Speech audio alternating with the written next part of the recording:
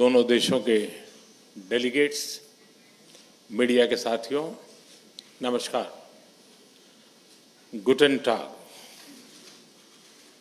सबसे पहले मैं चांसलर सोर्ज और उनके डेलीगेशन का भारत में हार्दिक स्वागत करता हूं। मुझे खुशी है कि पिछले 2 वर्षों में हमें तीसरी बार भारत में आपका स्वागत करने का अवसर मिला है। भारत और जर्मनी की स्ट्रेटेजिक पार्टनरशिप की व्यापकता का अनुमान आप पिछले 2-3 दिन की गतिविधियों से लगा सकते हैं। आज सुबह हमें जर्मनी के एशिया पैसिफिक बिजनेस जगत की कॉन्फ्रेंस को संबोधित करने का अवसर मिला। मेरे तीसरे कार्यकाल की पहली आईजीसी मीटिंग अभी कुछ देर पहले संपन्न हुई है। अभी हम सीईओ फोरम की बैठक से आ रहे हैं। इसी समय जर्मन नौसेना की शिप गोवा में पोर्ट कॉल कर रही है और खेल जगत भी पीछे नहीं है। हमारी हॉकी टीमों के बीच फ्रेंडली मैच भी खेले जा रहे हैं।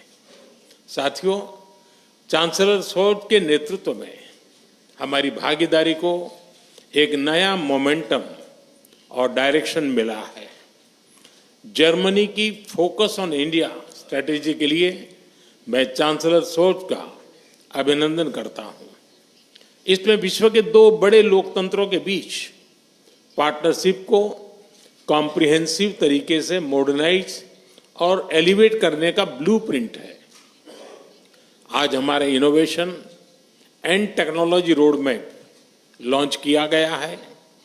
Critical and emerging technologies, skill development और इनोवेशन में होल ऑफ गवर्नमेंट अप्रोच पर भी सहमति बनी है।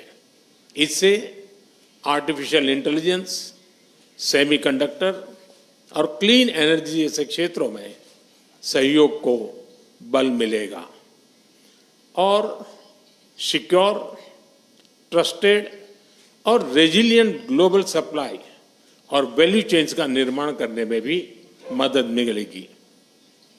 साथियों, रक्षा और सुरक्षा क्षेत्रों में बढ़ता सहयोग हमारे गहरे आपसी विश्वास का प्रतीक है।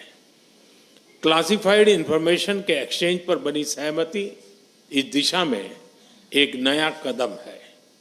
आज संपन्न की गई म्यूचुअल लीगल असिस्टेंस ट्रीटी से आतंकवाद और अलगाववादी तत्वों से निपटने में हमारे साझा प्रयास सशक्त होंगे। ग्रीन एंड सस्टेनेबल ग्रोथ के साझा कमिटमेंट पर दोनों देश निरंतर कार्यरत है। आज हमारी ग्रीन और सस्टेनेबल डेवलपमेंट पार्टनरशिप को आगे बढ़ाते हुए हमने ग्रीन अर्बन मोबिलिटी पार्टनरशिप के दूसरे चरण पर सहमति बनाई है और ग्रीन हाइड्रोजन रोड मैप भी लॉन्च किया है। साथियों, यूक्रेन और पश्चिम एशिया में चल रहे संघर्ष हम दोनों के लिए चिंता के विषय है। भारत का हमेशा मत रहा है कि युद्ध से समस्याओं का समाधान नहीं हो सकता और शांति की बहाली के लिए भारत हर संभव योगदान देने के लिए तैयार है। इंडो पैसिफिक क्षेत्र में अंतर्राष्ट्रीय कानूनों के तहत फ्रीडम ऑफ नेविगेशन और रूल ऑफ लॉ सुनिश्चित करने पर हम दोनों एकमत हैं। हम इस बात पर भी सहमत हैं कि 20वीं सदी में बनाए गए ग्लोबल फोरम 21वीं सदी की चुनौतियों से निपटने में सक्षम नहीं है। यूएन सिक्योरिटी काउंसिल सहित अन्य मल्टीलेटरल इंस्टीट्यूशंस में रिफॉर्म्स की आवश्यकता है। भारत और जर्मनी इस दिशा में सक्रिय रूप से सहयोग करते रहेंगे। साथियों, पीपल टू पीपल कनेक्ट हमारे संबंधों का अहम स्तंभ है। आज हमने स्किलिंग और वोकेशनल एजुकेशन में मिलकर काम करने का निर्णय लिया है। आईआईटी चेन्नई और ड्रेसडेन विश्वविद्यालय में भी समझौता संपन्न हुआ है, जिससे हमारे स्टूडेंट्स ड्यूअल डिग्री का लाभ उठा पाएंगे। भारत की युवा शक्ति जर्मनी की प्रगति और समृद्धि में योगदान दे रही है। हम जर्मनी द्वारा भारत के लिए जारी की गई स्किल्ड लेबर स्ट्रेटेजी का स्वागत करते हैं।